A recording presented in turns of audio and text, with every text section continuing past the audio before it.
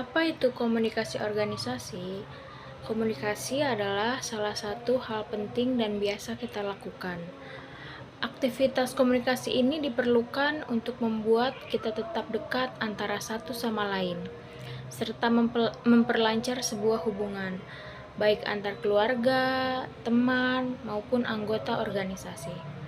Sedangkan organisasi adalah perkumpulan antara dua orang atau lebih dalam suatu kelompok khusus yang dibentuk untuk mencapai sebuah atau beberapa tujuan yang sudah ditetapkan bersama dengan cara bekerja sama. Setelah mengetahui pengertian dari komunikasi serta organisasi, mari kita lanjutkan ke pembahasan berikutnya, yaitu apakah komunikasi organisasi itu? Komunikasi organisasi adalah sebuah proses yang terjadi dalam suatu organisasi berupa penyampaian, penerimaan, serta pertukaran informasi dan pesan yang dilakukan untuk mencapai suatu tujuan tertentu yang sudah ditetapkan oleh bersama. Selanjutnya kita akan membahas tentang teori-teori komunikasi. Yang pertama, teori struktural klasik. Teori pertama ini berkembang sejak tahun 1800-an dan dapat disebut sebagai teori mesin. Teori ini menjelaskan bahwa organisasi digambarkan sebagai sebuah lembaga yang sentral akan tugas-tugasnya, serta memberikan petunjuk mekanis strukturalnya yang bersifat kaku, monoton, dan inovatif. Terdapat 4 kondisi pokok dari teori ini, yaitu kekuasaan, saling melayani, doktrin, dan disiplin. Yang kedua ada teori neoklasik atau hubungan manusia. Teori ini diperkenalkan oleh Elton Mayo dan muncul karena adanya ketidakpuasan dengan teori klasik atau teori mesin. Teori neoklasik mengacu pada pentingnya aspek psikologis serta sosial karyawan sebagai seorang individu atau kelompok kerja. Yang ketiga ada teori fusi. Teori ini diperkenalkan oleh Beck dan pada tahun 1957 Argyris menyempurnakan pendapat Beck. Teori fusi berawal dari kesadaran Beck pada tahun 1950 mengenai kesadaran mengenai kepuasan minat manusia yang berbeda-beda dalam suatu birokrasi maupun organisasi. Beck berpendapat bahwa organisasi pada tahap-tahap tertentu akan mempengaruhi seorang individu. Sementara pada saat yang sama pula, individu memberikan pengaruh pada organisasi yang diperkenalkan oleh organisasi. Dalam komunikasi, terdapat ciri-ciri komunikasi yang mewakili proses berjalannya komunikasi tersebut. Secara umum, ada beberapa karakteristik yang melekat dalam suatu proses komunikasi. Di antaranya, komunikasi bersifat dinamis. Artinya, komunikasi sebagai suatu proses aktivitas yang berlangsung terus-menerus dan selalu mengalami perubahan baik pelaku komunikasi maupun pesan atau informasi yang diberikan bahkan sampai pada media yang digunakan.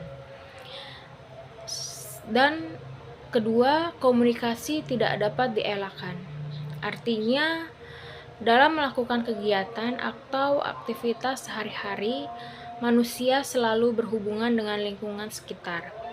Sehingga dalam hubungan tersebut, komunikasi tidak dapat dielakkan. Yang ketiga, komunikasi bersifat interaktif. Artinya, hubungan yang terjadi pada seseorang yang melakukan komunikasi menunjukkan atau menandakan situasi timbal balik yang kemungkinan setiap pihak yang mempengaruhi pihak lain.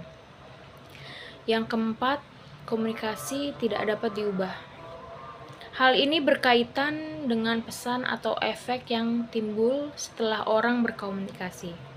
Artinya, Pesan yang disampaikan dan efek yang ditimbulkan dari proses komunikasi tersebut akan terus diingat dalam jangka waktu yang relatif lama setelah pesan diterima.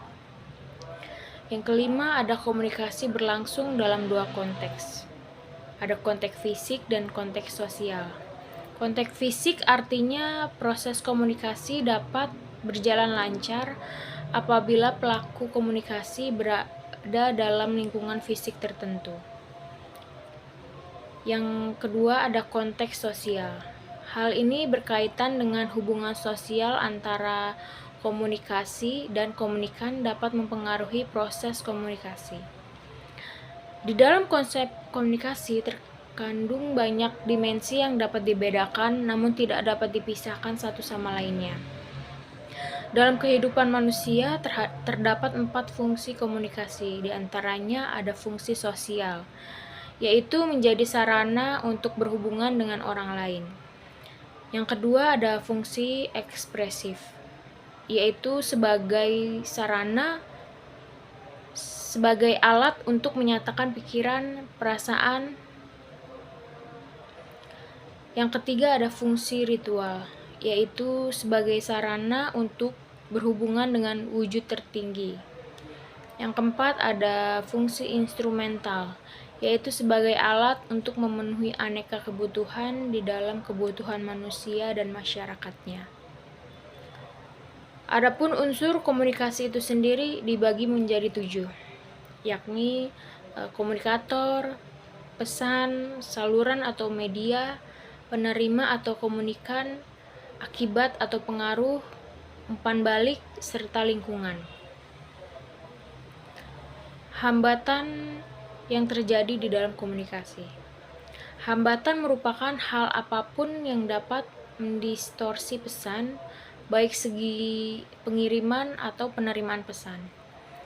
Hambatan komunikasi adalah segala bentuk gangguan yang terjadi di dalam proses penyampaian serta penerimaan pesan antar individu, yang umumnya disebabkan oleh faktor lingkungan, fisik maupun psikis dari individu yang terlibat.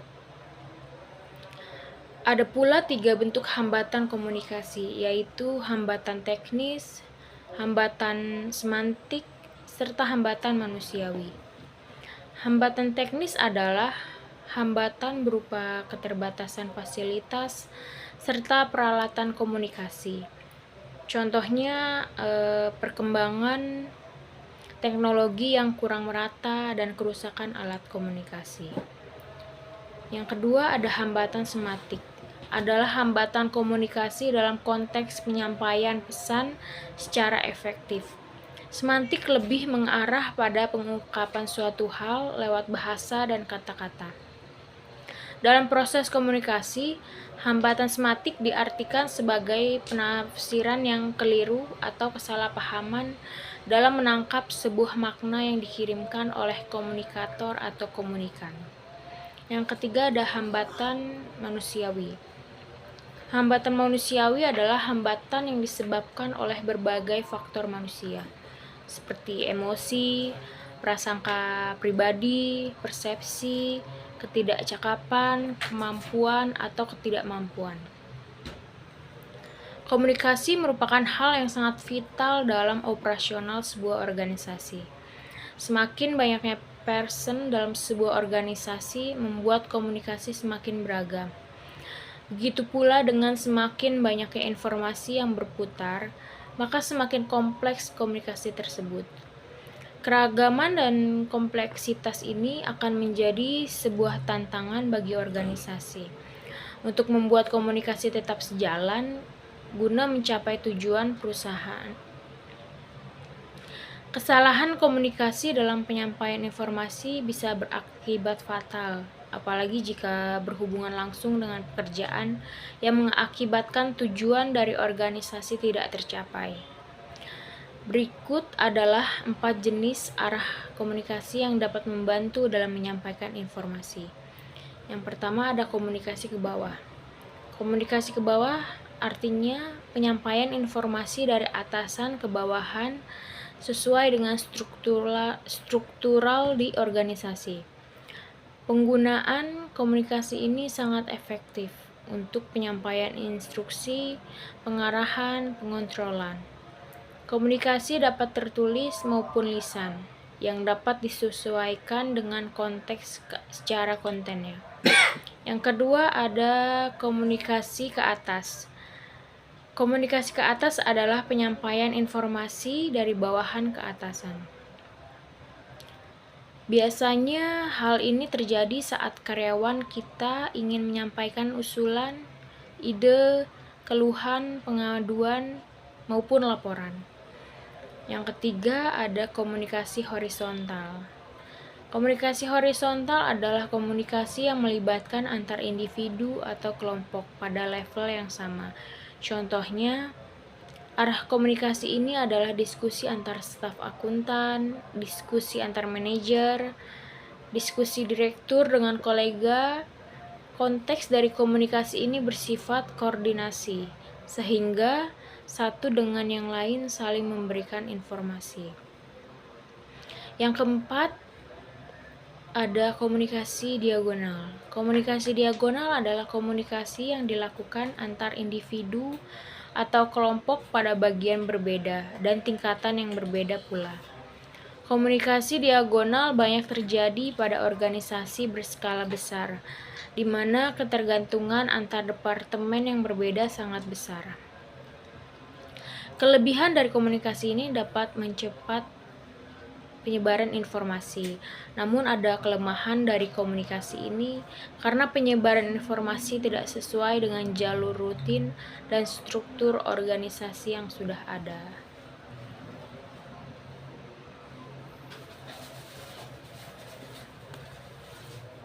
Sekian materi yang telah saya sampaikan.